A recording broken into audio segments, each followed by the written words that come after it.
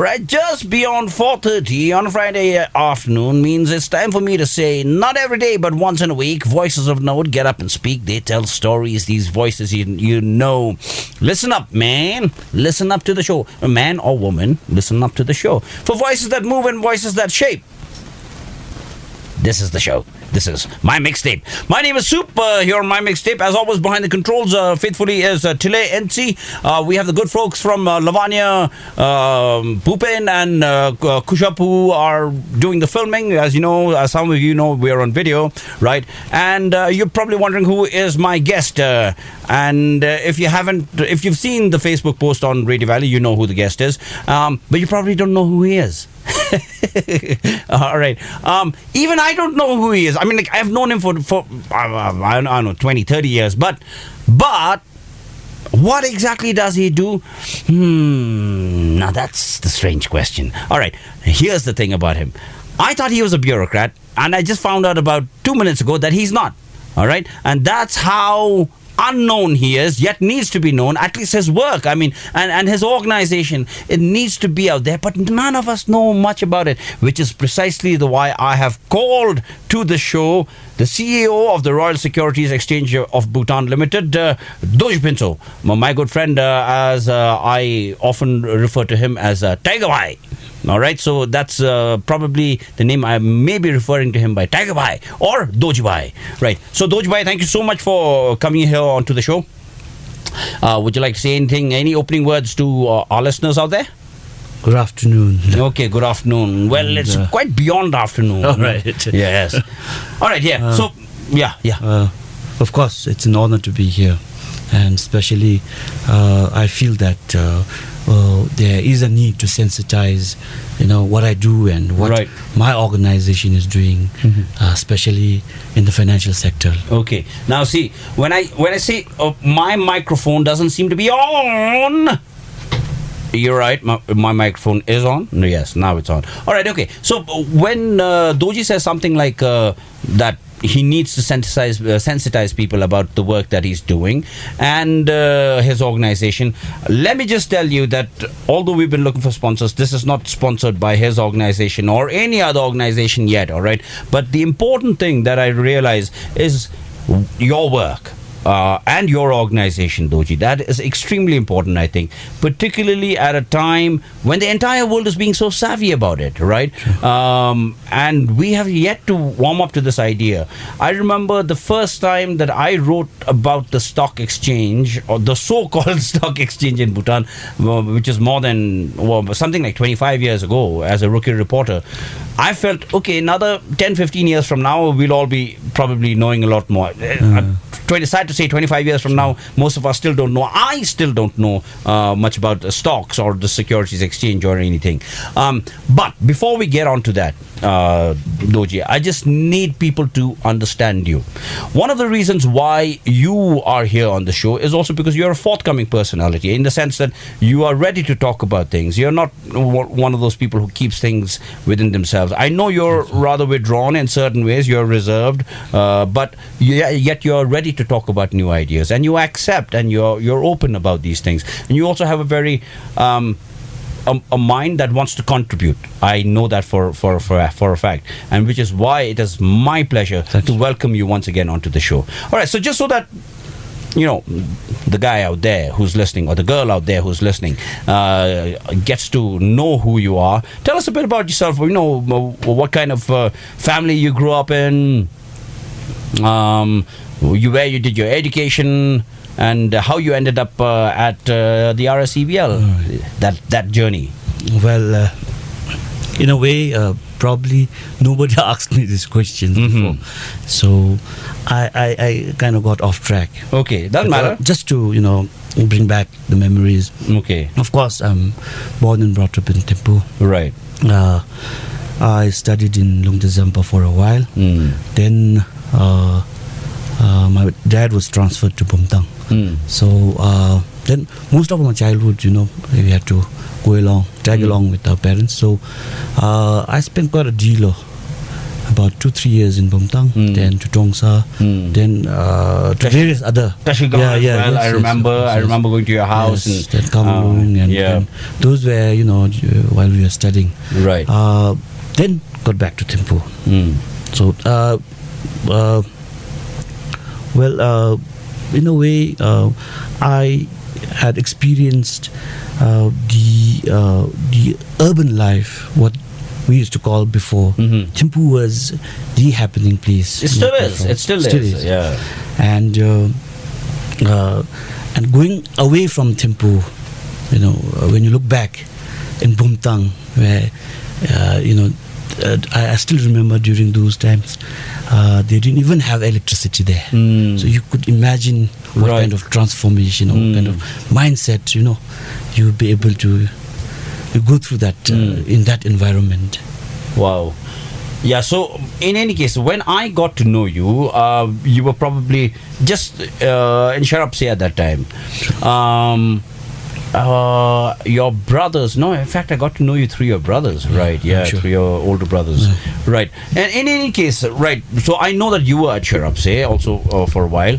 What happened after that?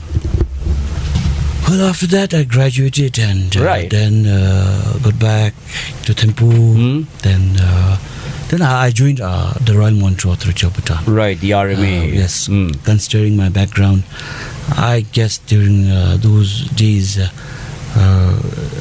RMA was the most suited place for my background. Okay. Especially considering the education background. Okay. So from there, then for about 10 years I was in RMA. Then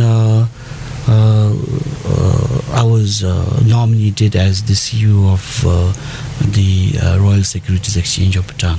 Right. And probably considering my background, because I was pursuing economics that time, and then they found me suitable for the job, and then that's how I but that zone was also new to me before when I joined the RSEBL. That's actually the question that I wanted to ask you. I mean, what it must have been extremely daunting when you were thrust with that responsibility that, okay, all right, we have the Royal Securities Exchange of Bhutan. As much as you think it doesn't exist, it does exist. And you have the big, onerous job of having to head that organization. What did you welcome it immediately, or did you have, butterflies in your stomach? Hair on the back of your head standing up? What was happening? Well, I was given some time to think over it, and after a week I decided, why not take the challenge, because that was about 8 or 9 years ago, right? And nobody seemed to have grasp over what the stock exchange is about. Exactly. And of course I had a little exposure to the financial market. Beside that, I didn't have a clue on how it has to be run. Okay. Obviously, the one question that comes to mind for all of us is, what exactly is the stock exchange? I mean, I know it's a big loaded question, but I'm sure you can explain it in a very simple way. What is the stock exchange?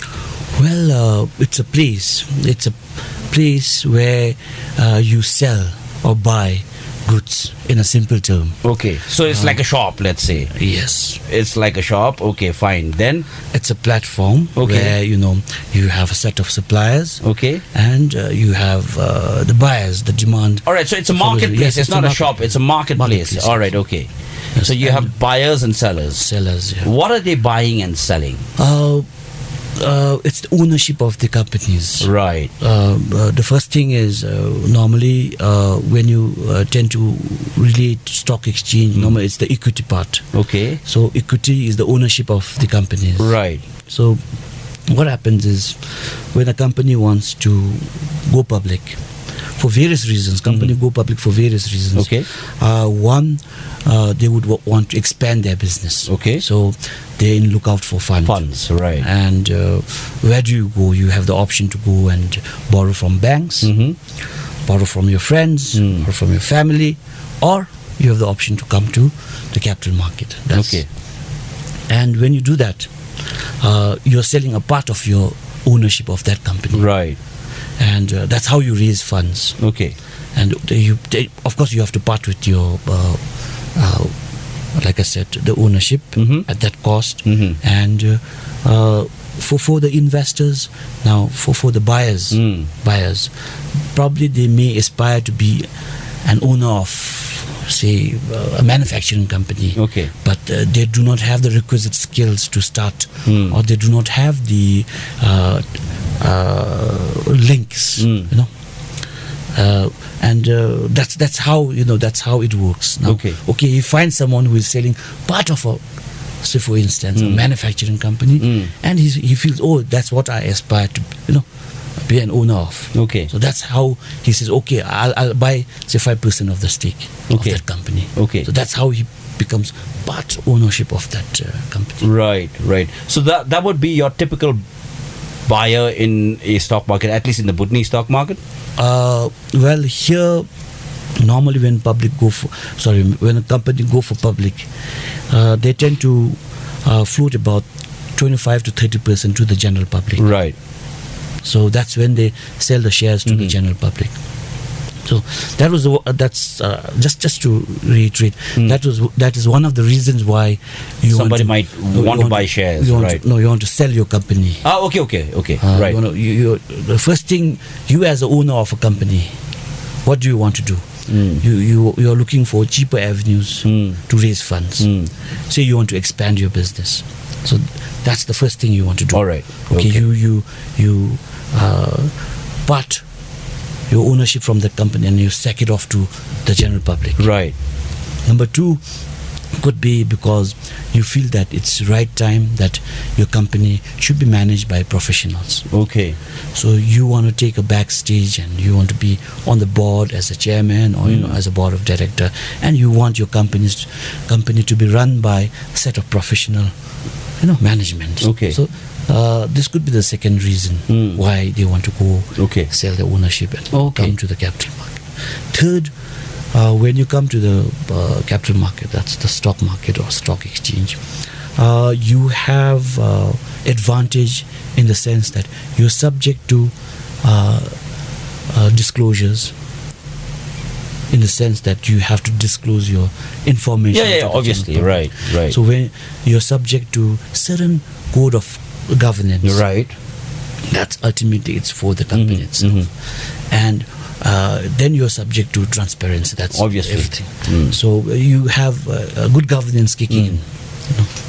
So then naturally your value in the market goes up, your profile goes up. Even your bankers or the financial institutions, they tend to trust the business because you're in the public transparent domain. Yeah. Okay. So and the stakeholders could be foreign partners, your business partners from other countries, right? And if you're listed on the exchange, they are comfortable because they know that you're a very professional, sound company, and it's very easy and trustworthy to deal with.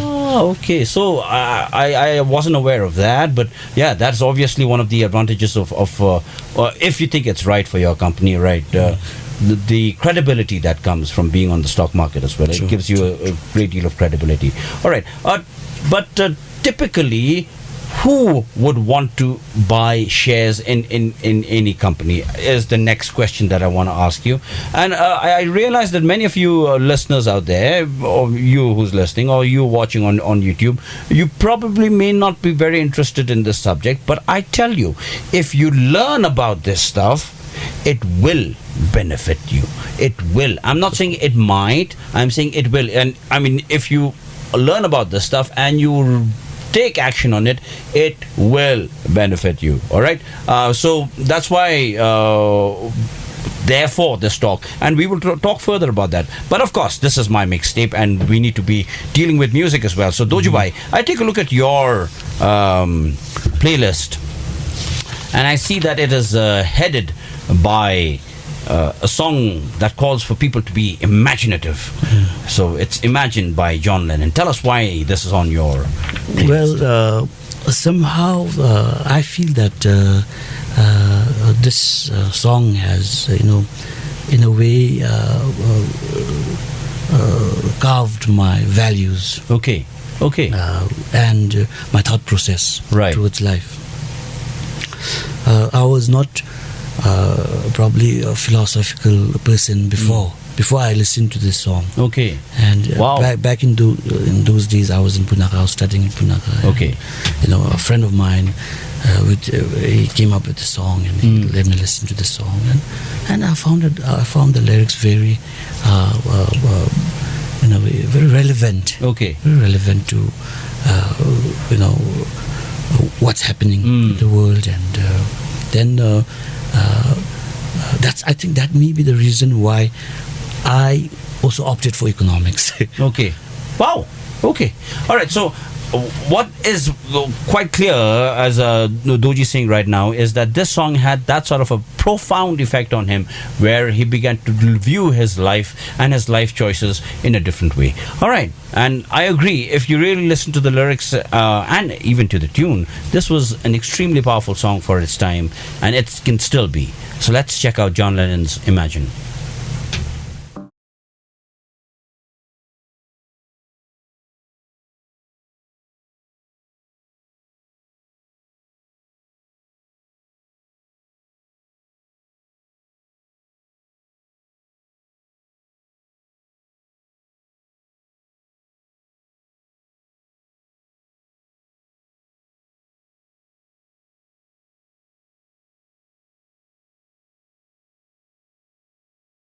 All right, you're listening to my mixtape here on Radio Valley 99.9 FM.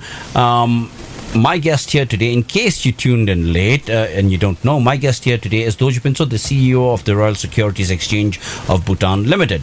Right. My question, I was telling you, Dorji, just before we went into the musical break, was what kind of investor or what kind of person would want to invest in the capital market and buy shares? But I want to hold that. I want to hold that because you said something very important towards when we were introducing the song. You said this song probably may be the reason why you began to study economics.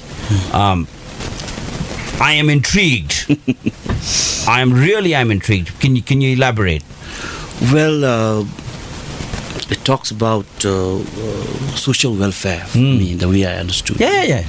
And how do you approach welfare economy, economics for that matter, and it's like you have the choice.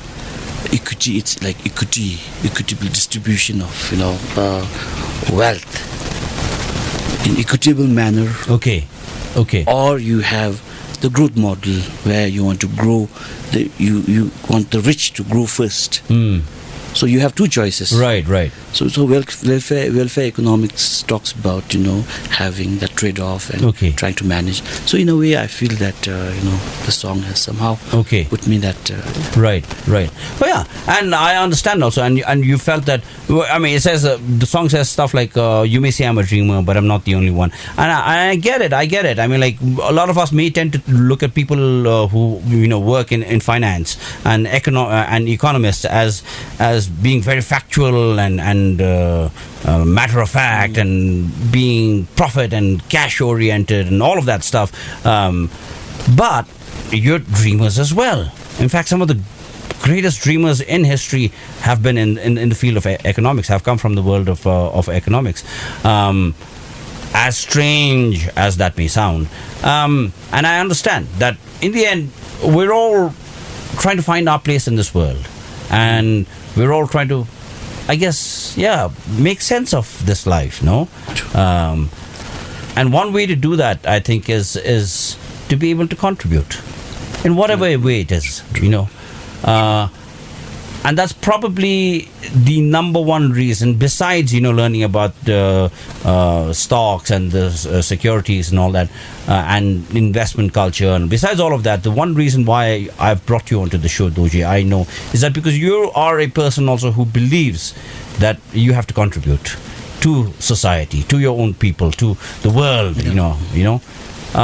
Would I be correct to say that? Of course. Right. I think the basic reason why we go to schools, we get educated, is not to become a civil servant or to become a corporate employee, or for that matter, it's to use that into your life. It's how you utilize those skills and knowledge and translate in for your own well-being, probably even well-being of others. So most of us, have this. Even our parents have this kind of mindset where you go to schools just to study, get a job, then it's all for yourself. It's for yourself. Yeah, but I know you're obviously the kind of person who's, of course, you have to take care of yourself, no doubt. That is necessary. You have to take care of yourself. Whatever you do, it has to be sustainable as well, profitable to some extent, so that it's sustainable, right? It goes on. Otherwise it becomes impractical, right? But essentially, at the end of the day, you are trying to contribute somehow to your society or whatever it is, so that your life has some meaning. And therefore, I think that is the one thing that distinguishes, well, not really distinguishes, but is a hallmark, I think, of the entrepreneurial spirit, I think. True. People, today, much of the world, we're beginning in many ways to understand people like Elon Musk of Tesla, who many people regarded as being crazy at one point. Yeah. And you're spending money like crazy. The Mars mission, what was that about, And now things are beginning to fall into place. Very soon, Tesla's coming out with a battery that with one charge, you get 10,000 miles. Imagine the kind of impact that would have on the automobile industry, and on technologies. But then that's the future, because we see that fossil fuels are killing this planet. Sure.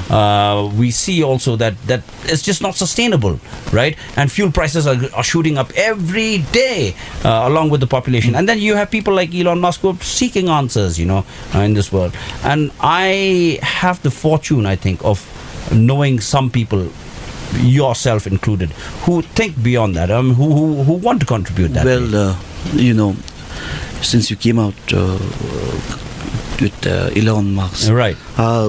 What's happening world outside. I'm sure probably you must have heard about Industrial Revolution 4.0. And they say this is where the cyber meets the human. You have the first industrial revolution, sparked by a coal and steam engine. You have during the 18th century. Right. It was free printing press revolutionized the news and spread of information and technology. Then second you have this discovery of electricity. Okay. This has also changed. Then you have the computer, internet. Now we're talking about 4.0 industrial revolution 4.0, where now whatever we learned in economics those days, we used to learn about factors of production, say land, labor, capital, and of course entrepreneurship. But now, if you have idea, if you are innovative, you don't need land, labor, capital. You look at how Airbnb started that. Right. Look at Uber, how exactly. And Trivago, for that matter. Right. So you don't need actually those now physical form of factors, production. You need your brain, and that's where you say the cyber. You have to take advantage of the cyber world, of course. Right. And it's going to change. And for our youths also, it's a big opportunity for our youths to explore, because we don't have to start from Industrial Revolution 1. Right. Just now, I think in terms of connectivity, in terms of our exposure to the technology, I think we're far better off than some countries. I think so. And the very fact that most of us speak English and read English, and which is the most universally accepted or used language, makes so much of information immediately accessible to us and makes us a lot more usable also, I think. And yeah, I get what you're saying. The point is by the traditional idea or definition of production, consumption, investment, that sort of thing, producing more eventually adds to more consumption, eventually adds to to pollution as well, to a large degree, you know, and there are costs to production. But what we're seeing now is that you can actually produce and may have a business without having that material outcome, or waste rather. One thing which of course probably it's the youth. Most of the youth are listening. That they are your fans and they listen to Radio Valley, I guess. This is why you're here, bro. Yes. You please don't abuse social media, but try to leverage it and make use of social media to your advantage. You have Instagram, you have Facebook, you have YouTube. People make money out of that. Right. So you be creative. Anybody can do that. Right. I certainly see the opportunity there, and I'm thinking about one of the reasons why we're on video is that we're accessing a lot more people because of video. At some point, I think this may be saleable, but nonetheless, even myself in my personal life, I'm trying to get into vlogging and learn about video editing and all of that stuff. I think it's useful, and a lot of people have very lucrative careers that spring mainly from social media. We're talking about Industrial Revolution 4.0. By the way, these concepts were entirely foreign to me until we had Farmer Sangye here a couple of months or weeks ago, and he was talking about Industrial Revolution 4 and 3 and etc. And then I had to look it up, and I was, okay, now all of that makes sense. Yeah, but essentially, I mean, like, one of the things that I want to do now is design. And that's an area that I find has minimum ecological waste or anything. In fact, it's all about trying to prevent ecological waste or waste products in any case, and trying to improve the efficiency of anything applicable anywhere. That's very exciting. But the point is this, Dorji, as you were pointing out, isn't that just a shame that so many of our kids out there, when you ask them why they want to work, it's my salary. No? True. Recently, I was in Kanglung. Right. So we were there as a part of the team to celebrate Global Money Week. So I asked the students there, the economic students, I said, who wants to be entrepreneur? I saw about only 5 hands. Okay. Wow. The rest, because they want to be a civil servant, sit behind a desk, have a salary, corporate employee, or So there's a huge drive, even from now, that RME is working on that. Other financial sector stakeholders are also working towards promoting entrepreneurship. There's a huge drive, and I feel it's necessary now that we try to inculcate that. Of course, you can't have entrepreneurs. You can't force entrepreneurs. Your entrepreneurs have to be, it has to come from within. From within. So in that manner, the awareness itself, I guess, will make a difference. And increasingly now, we do have a lot of ideas being brought forward. Right. And on top of that, we do have platforms as well where you can showcase your creativity, your innovative ideas, and we are also trying to connect the investors with, I'm sure you must have heard about the RME's initiative on Japchor. Right. And we are also a part of something like a Shark Tank sort of thing. So, and we do also have a lot of startup, programs. Right. Ultimately, I believe that we are going to get some, good ideas on board. I think so as well. When I interact with the youth today, of course, a lot of them lack the imagination, and for no fault of theirs. I mean, you've grown up in a culture where the private sector practically doesn't exist and has never been encouraged to actually grow. But now we're talking about the Royal Monetary Authority and the government actually working on building a financial culture, a new culture of finance and smart investment and savings and all of that.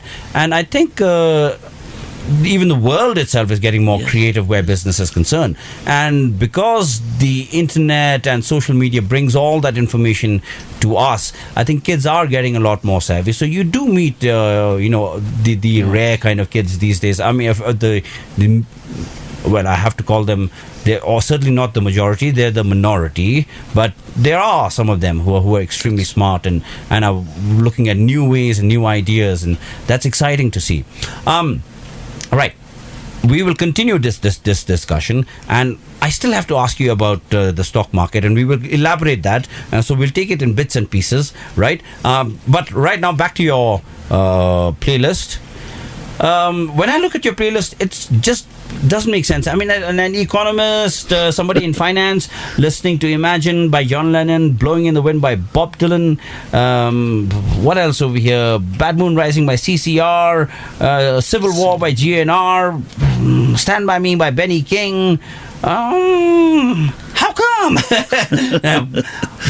But yeah, I get it. All right, so Blowing in the Wind is your next song. Tell us about this. Why is this on your playlist? Well, again, I had this, affinity or closeness to some philosophical kind of exposure. So, Blowing in the Wind somehow, touched that chord. I suppose this must have been in your school, college years. College. Obviously, right. And those things are hard to forget because those are your formative years. True. Yeah, the music from that I was listening to, back in school and college also, it just stays with me. I mean, I have branched out into so many different kinds of music that I listen to. But when I listen to that stuff, that's the stuff that really pulls on my heartstrings. It's like, okay, man. All right, so let's check out Blowing in the Wind by Bob Dylan.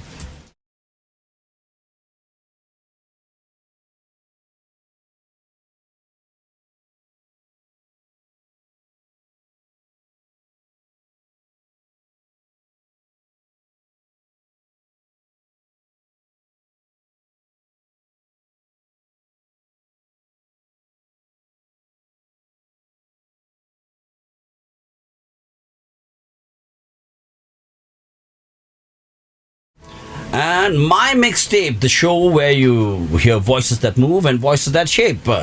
And my guest today, in case you joined us late, is Dorji Phuntsho, the CEO of the Royal Securities Exchange of Bhutan.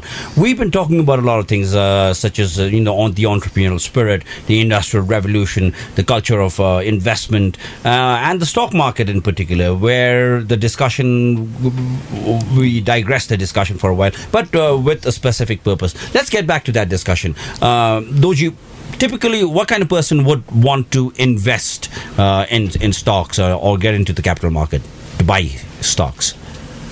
Well, our Bhutanese society, by and large, are not very affluent on investments. Okay.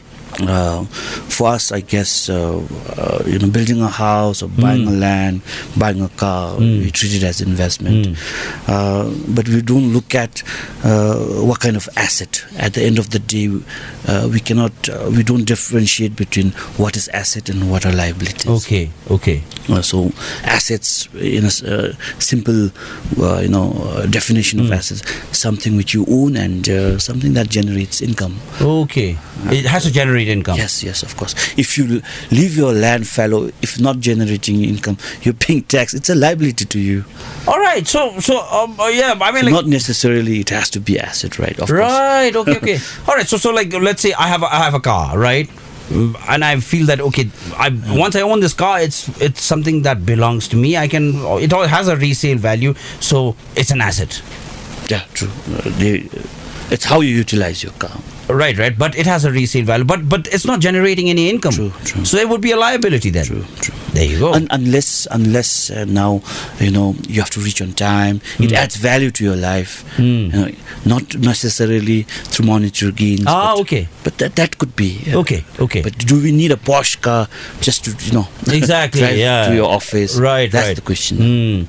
It doesn't have to be a Land Cruiser. It could be a utility. Yeah, forgive me. It could be a Bolero. Yeah, or it could be an Alto.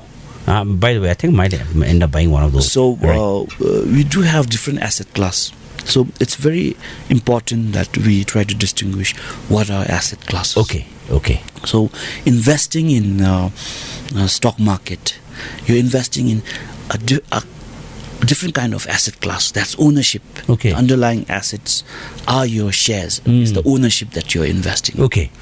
And lately, of course, we do have people who are interested in shares, who wants to buy shares, who wants to own shares. The culture it's coming in. It's picking up. Yeah, it's picking up. And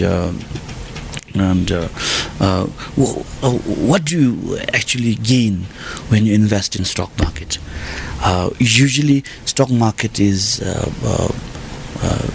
treated as a risky investment. Okay. If you speculate and if you tend to go reckless. But if you have an informed decision, if you come up with your own analysis, and if you feel that the stock is, because at the end of the day it's ownership of the company, which will ultimately pay you in the form of dividend or in the form of the profit. Right. So at what cost are you trying to buy that profit is the question. So you need to really analyze. Okay. You have to see, of course capital gains are there. They say you buy low and sell high. All right, let's pretend that you're listening out there, you have absolutely no idea about stock markets. So we're just going to presume that you know nothing about stock markets. You're like me. I know nothing about stock markets.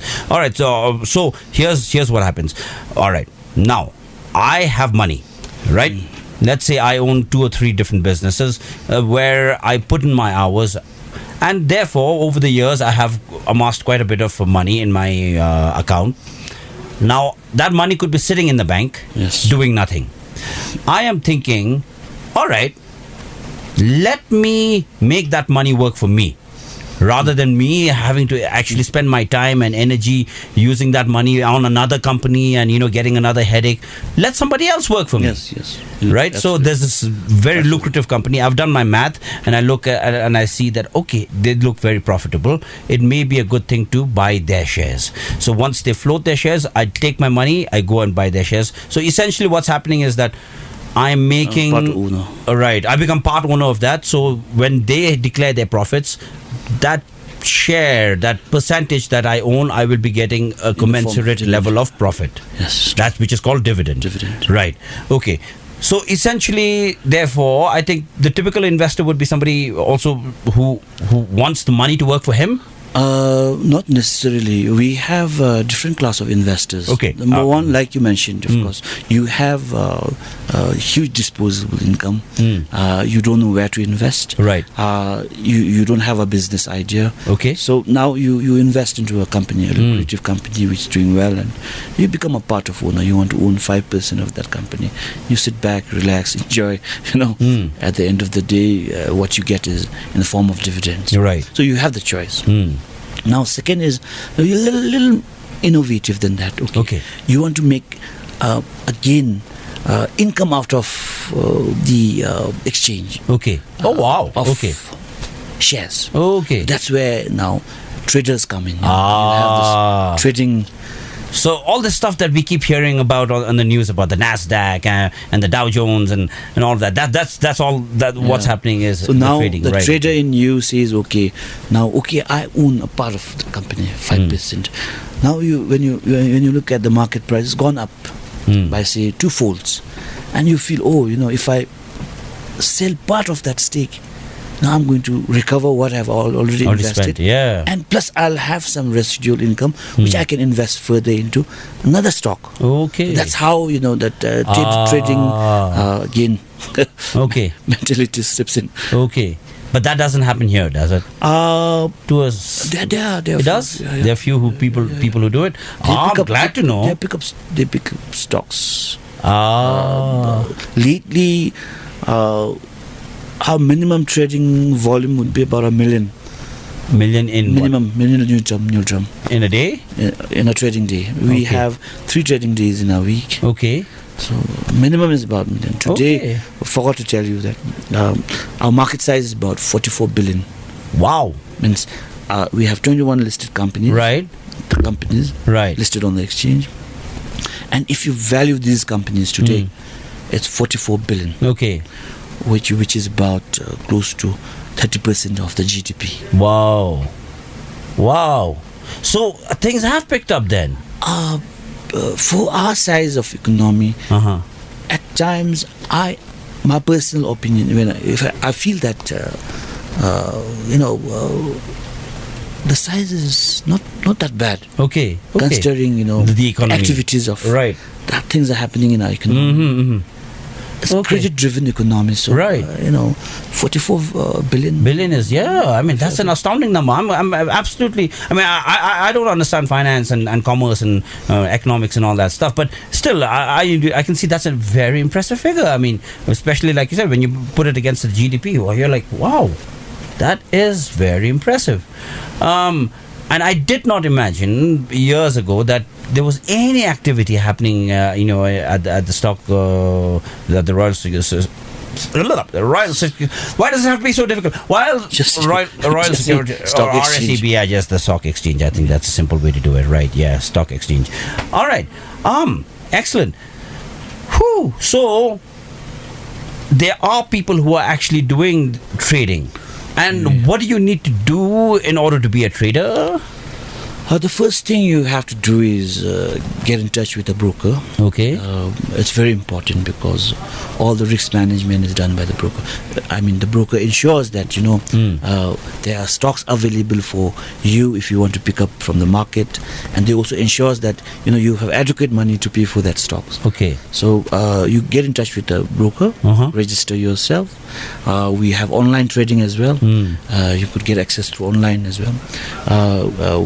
In our website, we have all the available stocks, in the buy or the sell column. So accordingly, if you want to buy, if you're interested to buy, you look at the price. If you feel that you have the appetite or the price matches to your expectation, then pick it up. Okay.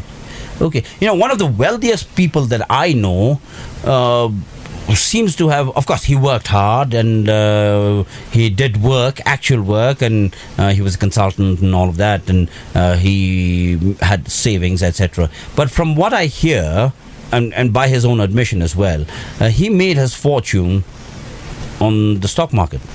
At a time when everybody, like you said, was thinking about building a house and owning property, he actually sold his building in Phuntsho and was buying shares with it, and everyone thought he was crazy. And today he is probably one of the wealthiest men in Bhutan.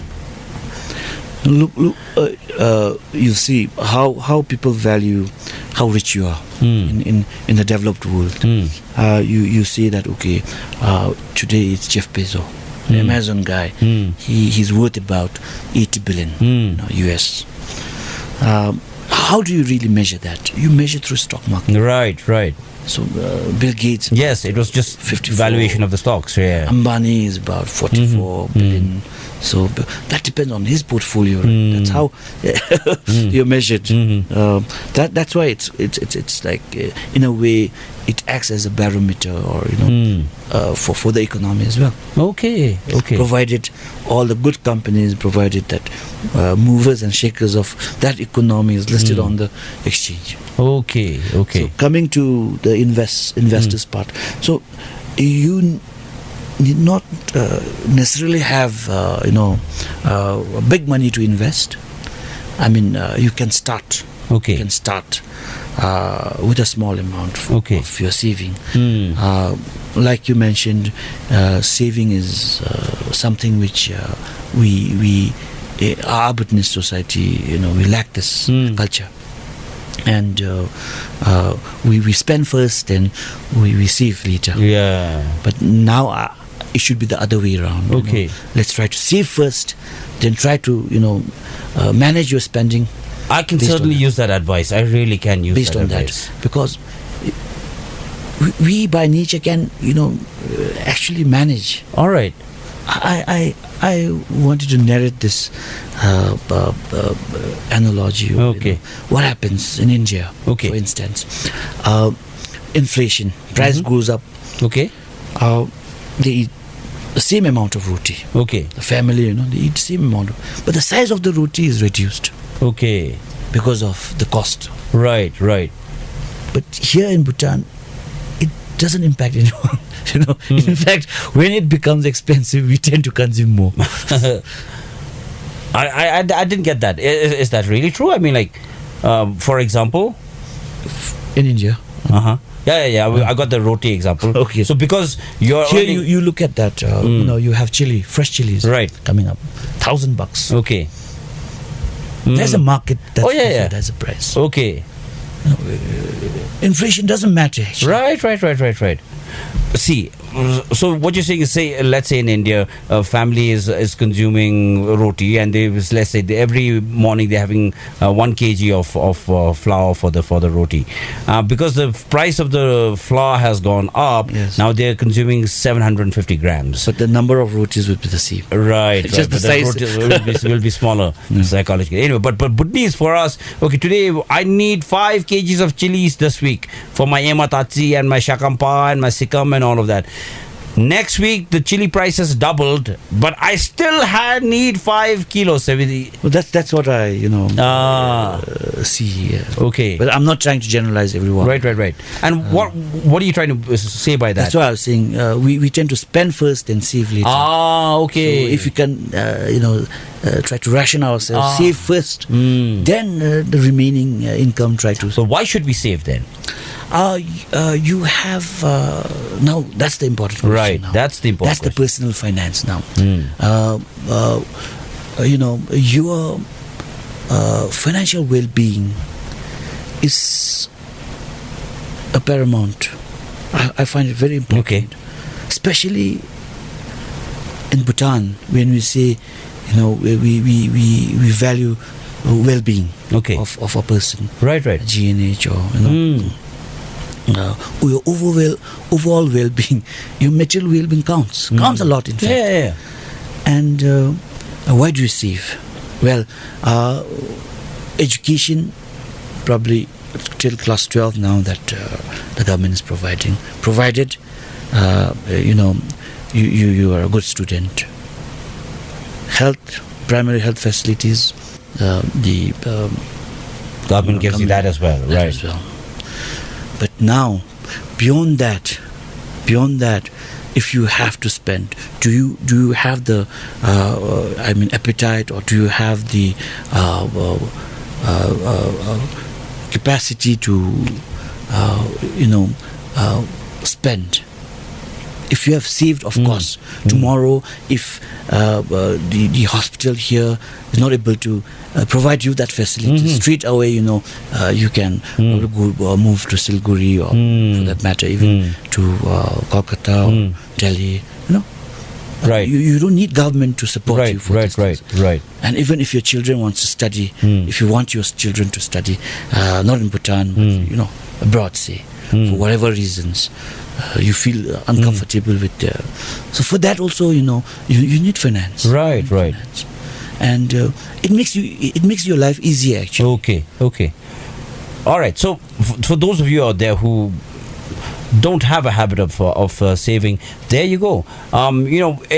Every day is certainly not Sunday. We've heard that time and time again all our lives, and it's just that the sensibility of that doesn't register with some of us. So if you don't have savings, there may be a black day. All right, so like you have a medical emergency in your family, or it could happen to yourself, and all right, so the government is giving you treatment, whatever, all that, but you need to pay for your own airfare, or you need to pay for your own food, or your caretaker and whoever, you need money for that, right? So obviously it always helps to have something in reserve, always, which is why you ought to save. All right.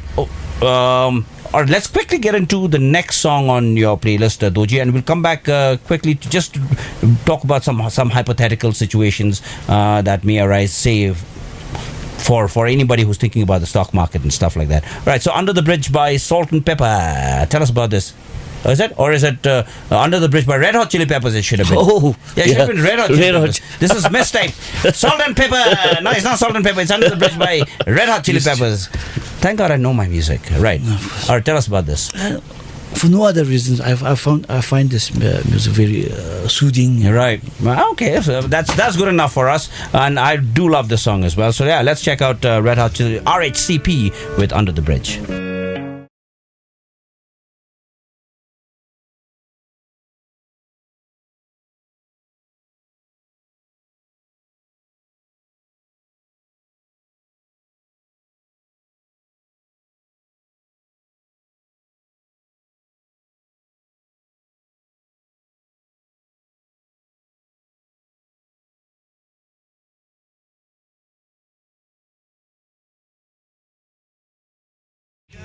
All right, okay. So for those of you who tuned in late, you're listening to my mixtape here on Radio Valley 99.9 FM. Just 99. It's not 99. It's 99.9 FM. And my guest here today is Dorji Phuntsho, the CEO of the Royal Securities Exchange of Bhutan, the stock market essentially. And we've been talking about so many things. Where we dropped off just before we got into the musical break was when we were talking about saving, and you were talking about how important it is to save. Right. So I get it. Saving is important, but it's rather, I mean, like, if I really want to do something with my money, let's say I have quite a bit of money stashed away, I've saved for a while, it's kind of safe, especially in our financial climate. It's kind of safe, but it's not doing much, is it?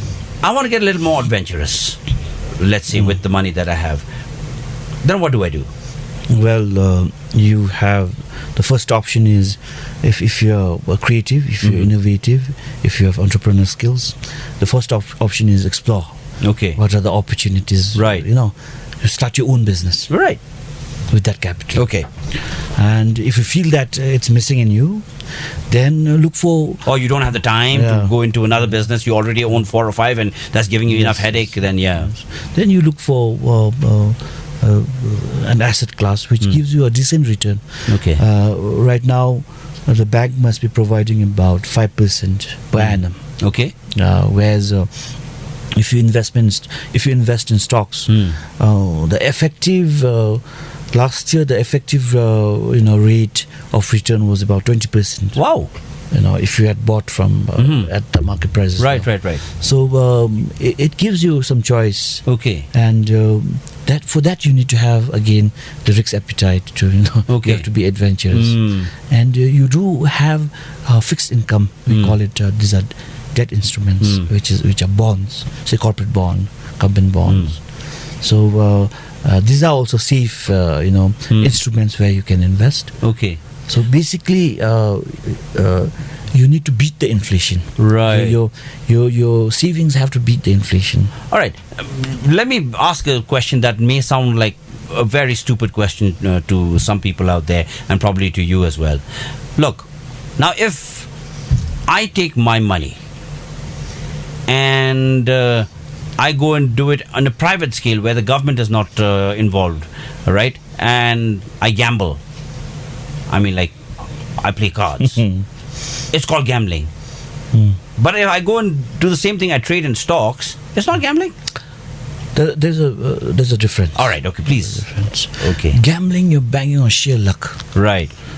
To a certain extent, probably your talent as well. Yeah, if you know some of them, I think must be calculating and doing all their whatever also. But when you speculate, that's why in the stock exchange or the stock market, you don't gamble, you speculate. You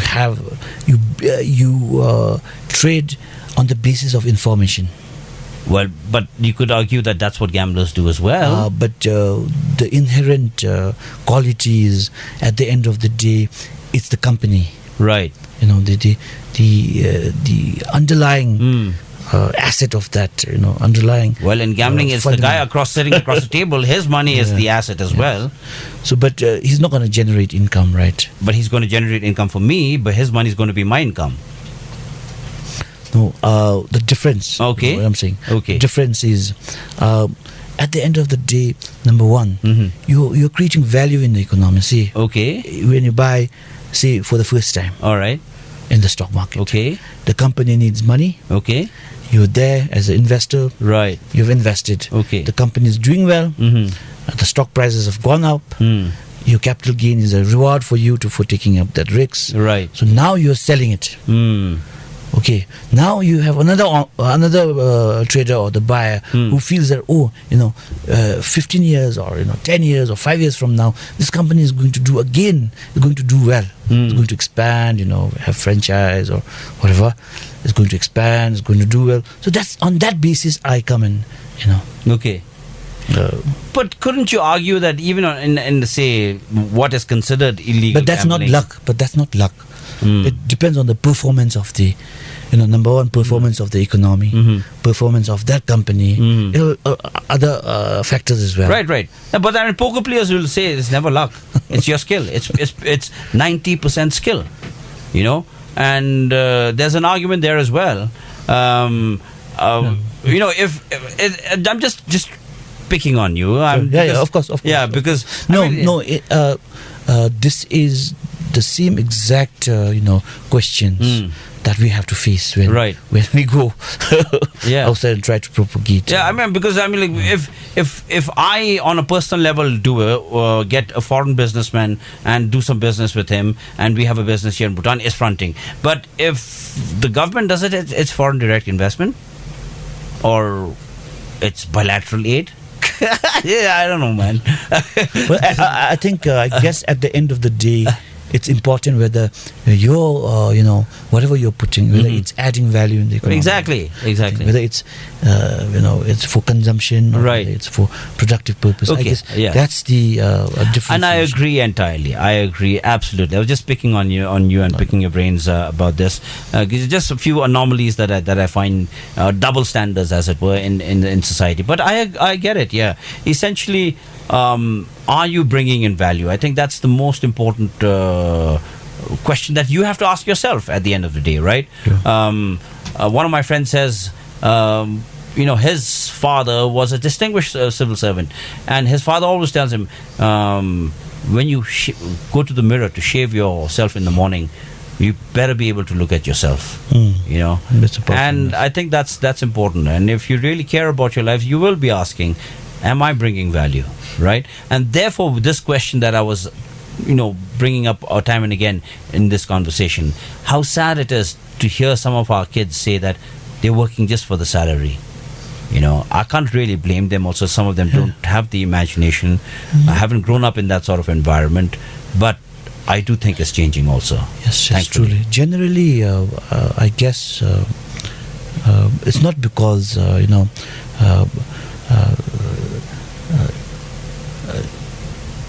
it's some kind of, somebody has forced them to think like that. I guess everywhere in the world, it's conditioning. Yes. During those days, getting a job was a priority. Yeah. I guess it's some kind of evolution. And like I said, I don't blame them also. I myself haven't been the most enterprising person or the most active person either, or the person that has contributed in any significant way.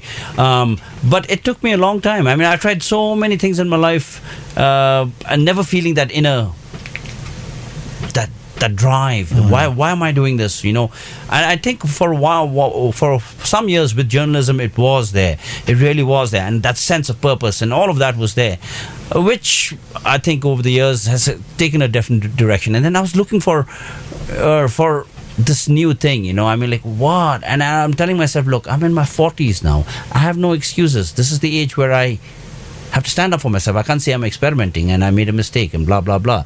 I have to be accountable. And I still couldn't figure out what I wanted to do. But it's taken me a while to understand what I want to do.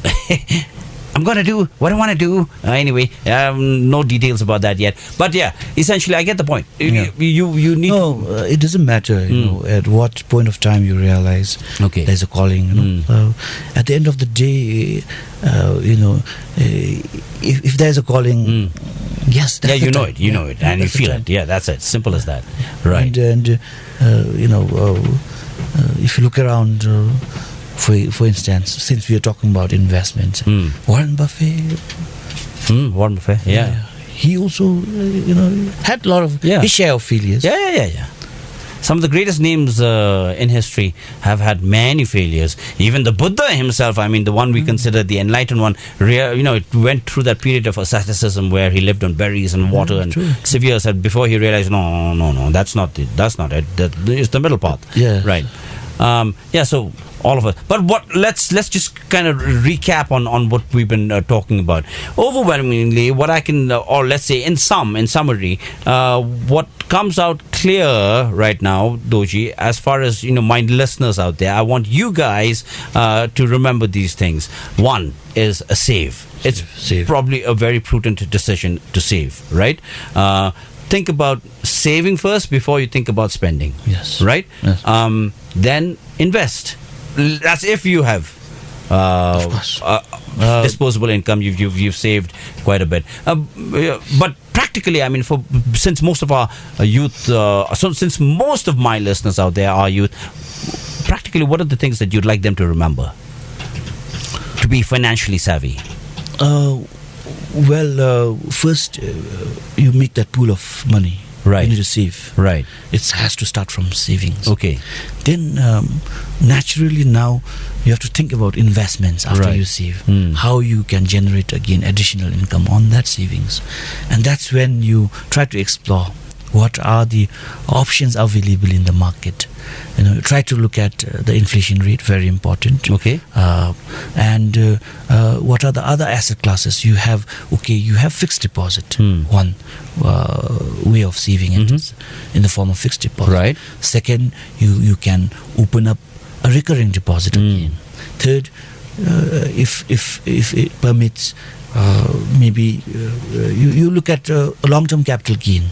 Okay. Say, which means? Which means you're looking at a land nearby. Okay. Which has a future prospect. Right. Okay. And then you have stocks, you have shares, you have bonds, and soon probably we'll also come up with crowdfunding platforms. And these are fintech, I guess, which will again provide you a lot of avenues to invest. Okay. And you need to play with stocks when you're young. Okay. You have, because after you retire or after you're nearing to retirement, you won't have the appetite to appetite to gamble. You want to be secure with at your that time. social security. Yeah. So during these years, from maybe 25 to 55, you take a roller coaster ride of that. Okay. If it strikes, good for you. If it doesn't strike, still then you learn something, and you're not over yourself. Yeah. But here now, after people retire from their jobs, then they look for, can I, how do I invest in stock? Okay. Because I have my retirement plan. Then I advise them, please don't do that. These are your social security. You need to invest in fixed deposit or invest in bonds. These are fixed income instruments. Okay. So, all right. Just as another hypothetical, I know we've overshot our time as well, but nonetheless, just as a hypothetical, let's say I have I have a piece of land and I can get a loan on it. Would it make sense for anybody to take a loan and then invest in stocks? No. Good. Why not? In a way, you need to look at, because for loan you have to pay installments. Exactly. So if it's for the short term, if you feel that there's going I to can be make a killing here. Yeah, there's going to be a capital gain because this trend has started. So because of this trend or this environment, this company is likely to do well, and it's going to hit the price of those stocks. So if you do that, fine. But those decisions you're doing on your informed choice. Okay. But if you're mortgaging your land and buying stocks for long term, then how do you pay your installment? So you need to know how to maneuver between All right. while making investment. Why I asked that question is because I know there are a lot of people out there who are probably excited about, after all the things that you've said, and they're thinking, oh, I better invest in stocks, all right, okay, what do? I don't have money. Okay, dad gave me that piece of land, or he gave me that house. I'll do that. I'll sell that, and then that's probably, unless you're extremely well informed and you think there is, and you know that, all right, okay, all right. Glad that we're clear with that. I cannot tell you how informative and useful you've been, Dorji. This show on My Mixtape has been quite unlike most others. Most others are to do with the personality who's involved. And I'm glad you took this step up there. Yes, we talked about you as well, but more importantly, we talked about things that are extremely useful and valuable to the day-to-day lives of so many of our listeners out there. And I'm sure, I obviously can't speak for them, but I'm sure that they wouldn't mind if I did tell you on their behalf, thank you so much for sharing this with us. Is there any way that they can learn more from the stock exchange, RSEB, or other resources? What do you suggest? We try to provide a Friday session to everyone. Okay. All interested, youths or even office goers can attend. Okay. We try to impart the fundamental of stock market. Okay. Then we also are active on our Facebook. We tend to give bit and pieces of how to invest, and the value, and to talk about passive income, and talk about other related that matters. Okay. And while doing so, I just have an important message please for our youths to use this platform, because information is pervasive just now. It's abundant. It's there everywhere. I always tell them to look at whether, number one, whether that information is true or not. No point acting on rumors. Number two, whether there's a goodness in that information or not. Okay. And number third, the important one, whether it's useful to you or not. Okay.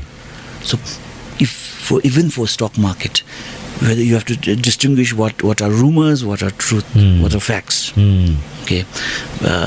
Whether those information that's floating in the market is good or not, and whether it's going to benefit or not. If you can, filter this.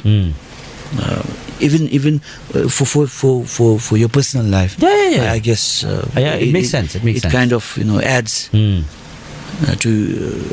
prosperity, or to the quality of your life. And then eventually, nice. Right, Dorji Phuntsho, CEO of the Royal Securities Exchange of Bhutan Limited, thank you so much for coming here onto the show. I have to say again that this has been a most utilitarian show, let's say, something that is of extreme of great use to many of our listeners out there, particularly at a time when we are trying to freshen this economy with a new sense of finance and financial savvy and a new financial climate. So I think in that respect, we owe you quite a bit. You can expect to find me come knocking on your door very often now with asking you for, hey, I may sound stupid, but please explain to me what this means on financial matters. Sure. Right. Sorry. I just forgot one thing. Right. The important message is that I'm sure it's some kind of cliche as well now, because everybody's talking about it. Okay. You're talking about 2023 graduation from LDC to middle income group. Getting the donors funding and grants or related projects. They're going to be scarce. And this is the time that we have to prepare. Right, okay. Now, we have next 5 years where we have to prepare. Our youths have to be more innovative, more critical thinking, more in terms of adding value to the economy. Go back to the farms. If there are business opportunities, you need to take it up. Think of adding value in the society, because I guess we cannot now this is not the time for us to relax. And, Right. The government is on the rescue, or government mission to rescue you. We won't be having this kind of luxury after next 5 years. Okay. So let me just try and reiterate that. Look, we've been a very donor-dependent economy for a very long time. Now, once we get out of the LDC status and move up to, it's a promotion in many ways, but it also means you have to provide for yourself, because many of these donor agencies won't be there anymore. In the end, what that means is the responsibility of taking care of ourselves falls squarely on the shoulders of ourselves. Right. And therefore, this generation, more than any, needs to take this responsibility, this challenge up with a sense of pride and responsibility, therefore, and step up to the plate. True. And do as much as it can. And obviously, I think we fall in that category as well, and then we need to do as much as we can. So it looks like they're going to be challenging times ahead. How do you look at that? Is it going to be difficult? Are you going to be coward or scared by this challenge out there, or are you going to step up to the plate and you look it straight in the eye and you say, all right, man, here's my bit, let me do my bit? I hope you're the second kind of person. Thank you very much, Dorji, for coming here onto the show. We're going to leave you with the next song on Dorji's list, which is Hey Jude, again by John Lennon. And then the rest of Dorji's playlist will be played over the course of the next hour. If you have missed most of the show and you think some of it you need to re-listen, by all means, we have a rebroadcast tomorrow and day after tomorrow. If you still miss it, then you can go to the Radio Valley Facebook page, where we will have the SoundCloud link. You can also go onto YouTube, where the good folks from Lavanya will have this video up in a couple of days, and yeah, you can check us out there as well. And all the information, as was given live, will be practically unedited there. And here on My Mixtape, we wish you a very good weekend. Please drive responsibly and enjoy yourselves responsibly. Hey Jude.